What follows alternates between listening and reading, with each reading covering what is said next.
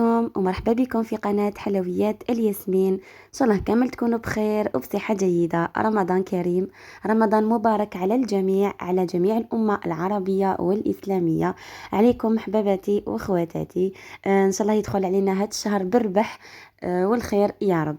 جبت لكم وصفة خبز الباي على طريقتي الخاصة، حبيت نبداها معكم كأول وصفة لهذا الشهر الكريم بأبسط المقادير، توجدوها يعني في الدقائق الأخيرة قبل الإفطار. واش نحتاجو لهاد خبز الباي تاعنا البنات؟ شوفوا معايا، أول حاجة نجي نوجد السيرو ديالي باش نسقي به خبز الباي. السيرو ديالي نحتاج فيه 2 كيسان تاع السكر، نديرو فيه 3 كيسان تاع الماء، شريحة تاع الليمون وشوية تاع المزهر. كما راكم تشاهدوا في كاسرونه درت 2 كيسان تاع السكر ونديرو 3 كيسان تاع الماء، نديرو معاه شريحة تاع الليمون. كاين اللي يدير القارص في البداية، عفوا المزهر. كاين اللي حتى يخليه يغلي باش يدير القارص المزهر ويطفي. ندوب هذاك السكر شوية كما راكم تشوفوا بالفوي. صدقوني وصفة بزاف خفيفة ما تقهمش، سهلة. صدقوني ما كنتش حتى ندموا عليها وتحمر الوجه. شوفوا درت 2 كيسان تاع السكر، 3 كيسان تاع الماء، شريحة تاع الليمون وبعض القطرات تاع المزهر. نحطوه يغلي فوق النار.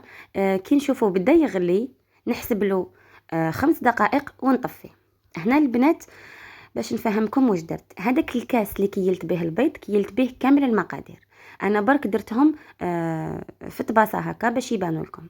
عندنا كيله تاع البيض، الكيله اللي كيلت بها البيض كيلت بها كلش، هي الكيله اللي تكيلوا بها السكر اكو رايحين تكملوا بها جميع المقادير. فكيلتوا بفنجال السكر راح تكملوا فنجال بيض، فنجال خبز ايتو.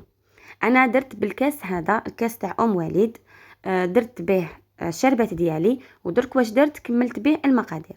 عندكم كيله تاع البيض مع نص كيلو تاع السكر. هذاك الكاس اللي كيلت به السكر عنده نفس السعه، يعني نفس الحجم مع الكاس تاع ام وليد. كيما راكم تشاهدوا درت كيله تاع البيض مع نص كيلو تاع السكر، نجي ندربهم مليح.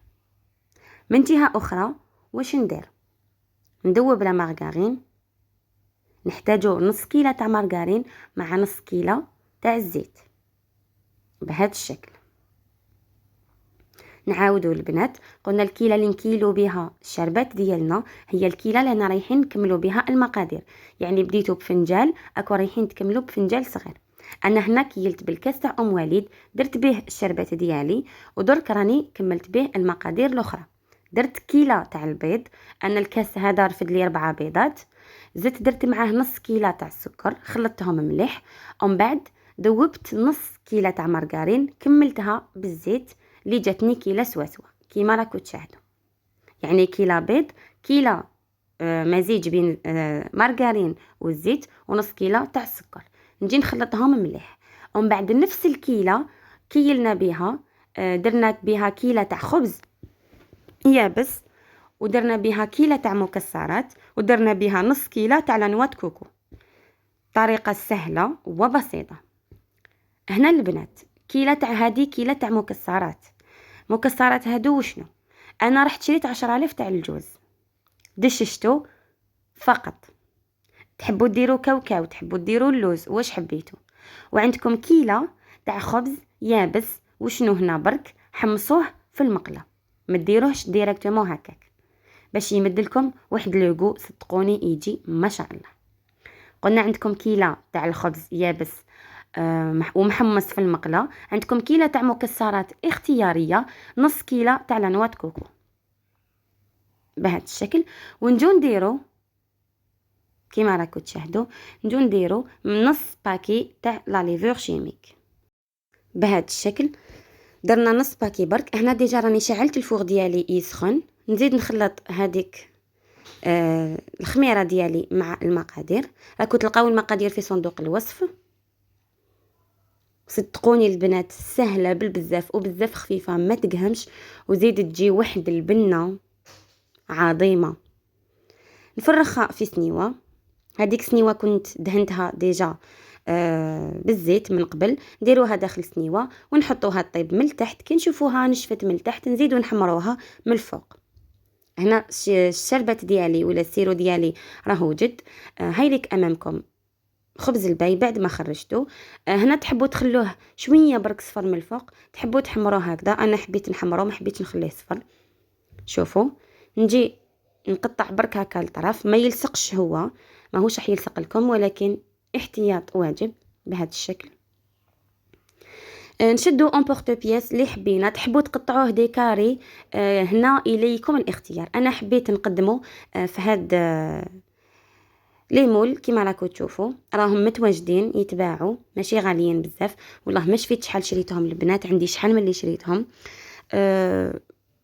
تحبوا تقطعوهم بالموس برك ديكاغي، تحبوا ديروا في المول تاع سيليكون الخليط ديالكم، هنا اليكم الاختيار.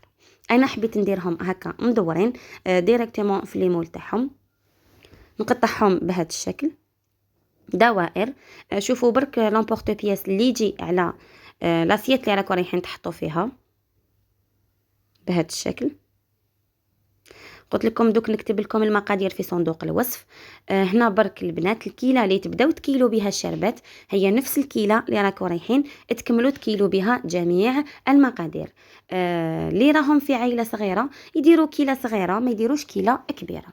شوفوا راهو يطير بزاف خفيف طايب جا ما شاء الله بهذا الشكل.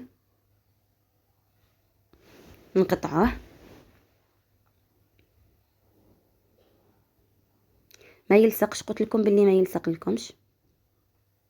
هادوك لي شويت لي يقعدوا تقدروا ترحيوهم تخبيوهم خطره واحده اخرى كي ديروا دي فيغين ديروهم لداخل. شوفوا جا ما شاء الله ومازالوا سخون ما بردش. هنا لازم يا اما خبز البي تاعكم يكون سخون والشربات تكون بارده، يا اما الشربات تكون سخونه وخبز البي يكون بارد، وحده من الزوج.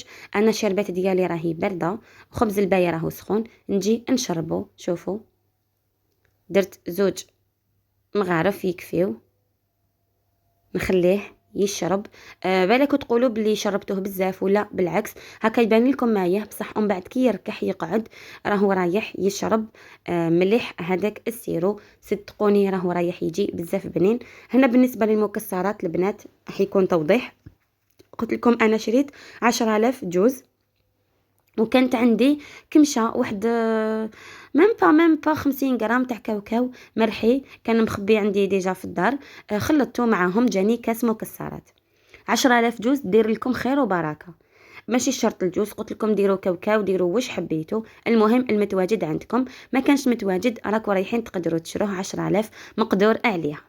هنا واش ندير البنات عفوا عندي ناباج جيت دهنت به من الفوق باش يمد لي هذيك اللمعه، وراني رايحه نزينو. التزيين يبقى اختياري، تحبوا تزينوه بلا نواه كوكو، تحبوا تزينوه بالبيستاش بالفو بيستاش بالكاوكاو لوز ايفيلي، اليكم الاختيار. هنا كل وحده واش متواجد عندها في المنزل. دايما نقول لكم الصح في لا غوسيت كي تنجح وتجي مليحه، اما التزيين كل وحده تتفنن كيما حبت. هذا ورد الشوش شريته انا زينت به هاوليك. تزيين يبقى اختياري ليكم احباباتي. خبز البي ديالي راهو واجد امامكم جا يشهي. نتمنى انكم تجربوا الوصفه، صدقوني والله ما راكم رايحين تندموا عليها. خلوا لي تطبيقاتكم، خلوا لي تعليقاتكم، ما تنساوش البنات جام وتعليق وبارطاج مع احبابكم. ما بقى لي غير نقول لكم صحه فطوركم ونتلاقاو ان شاء الله في وصفه اخرى. سلام.